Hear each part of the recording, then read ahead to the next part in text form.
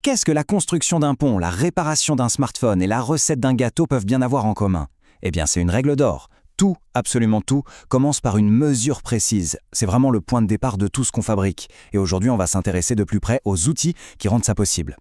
Cette phrase, elle résume parfaitement l'idée. Ces outils, ce sont un peu des extensions de nos propres sens. Ils nous permettent de voir ce qui est invisible, de quantifier ce qui est impalpable. Mais alors, comment ça marche, tout ça, concrètement? C'est ce qu'on va décortiquer ensemble. Parce que oui, mesurer, ce n'est pas juste lire un chiffre sur un écran. C'est bien plus que ça. C'est une vraie compétence, un art même, qui nous permet de dialoguer avec le monde qui nous entoure, qu'il soit mécanique ou électrique. Voilà toute la question. Comment on fait pour diagnostiquer une panne électrique qu'on ne peut pas voir? Ou pour s'assurer qu'un piston de moteur, qui fait des milliers d'allers-retours par minute, est ajusté au millième de millimètre? C'est simple. Sans les bons outils, on est complètement aveugle. Allez, on commence par le plus abstrait, le monde de l'électricité. Il est totalement invisible, donc pour le comprendre et surtout pour le maîtriser, il faut des outils très spéciaux, de véritables décodeurs de l'invisible. Et voici le premier outil indispensable, le voltmètre. Pour faire simple, on peut imaginer un circuit électrique comme un réseau de tuyaux d'eau. Le voltmètre, lui, il va mesurer la pression de cette eau. C'est ce qu'on appelle la tension. Et c'est cette tension qui pousse le courant à circuler. Sans une bonne pression, eh bien, rien ne fonctionne. Mais attention, il y a une règle d'or avec le voltmètre. On doit le brancher en parallèle. Ça veut dire quoi? Qu'on le connecte de chaque côté de la pièce à mesurer, mais sans couper le circuit. C'est un point absolument crucial pour avoir une mesure juste sans tout perturber. On passe maintenant à son cousin, l'ampèremètre. Si le voltmètre mesure la pression, l'ampèremètre, lui, va mesurer le débit, c'est-à-dire l'intensité, la quantité de courant qui passe vraiment dans le fil. On voit ici la version classique et la fameuse pince ampère-métrique hyper pratique parce qu'elle permet de mesurer le courant sans même avoir à couper le conducteur.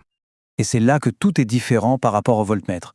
Pour mesurer le débit, l'ampèremètre, lui, doit être branché en série. C'est-à-dire qu'il doit faire partie intégrante du circuit. Le courant doit le traverser. C'est une différence fondamentale, pas seulement pour la précision, mais surtout pour la sécurité. Une erreur de branchement ici, ça peut être très dangereux.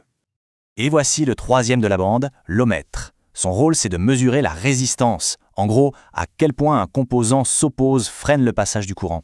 Et à côté, on voit une version plus spécialisée, le mégaomètre, qui est conçu pour mesurer des résistances immenses, comme celle de l'isolant autour d'un câble. Alors là, s'il y a une chose à retenir, c'est celle-ci. C'est la règle de sécurité numéro 1. On ne mesure jamais la résistance sur un circuit qui est sous tension. Jamais. Non seulement la mesure serait complètement fausse, mais on risque de griller l'appareil et, pire encore, de créer un court-circuit. C'est une règle absolue. On coupe le courant systématiquement.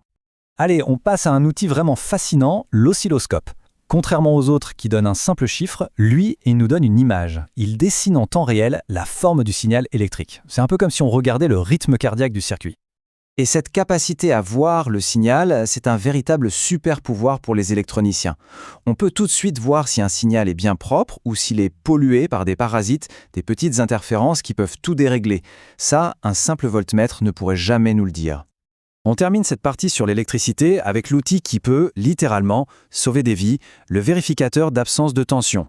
Son unique rôle, c'est de confirmer, sans l'ombre d'un doute, qu'un circuit est bien hors tension avant qu'on intervienne dessus. C'est le tout premier geste à faire à chaque fois.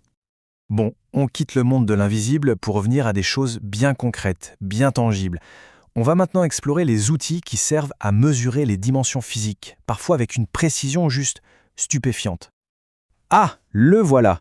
Une star de l'atelier, le pied à coulisse. On l'appelle souvent le couteau suisse de la mesure, et c'est exactement ça. Avec ce seul instrument, on peut mesurer l'épaisseur d'une pièce, le diamètre d'un trou et même sa profondeur. C'est vraiment l'outil indispensable de tout bon mécanicien. Mais parfois, la précision du pied à coulisse ne suffit pas. Dans ce cas, on passe au niveau supérieur, le micromètre, qu'on appelle aussi un palmaire. Et là, comme son nom l'indique, on entre dans le monde de la très très haute précision. On parle de mesures de l'ordre du millième de millimètre.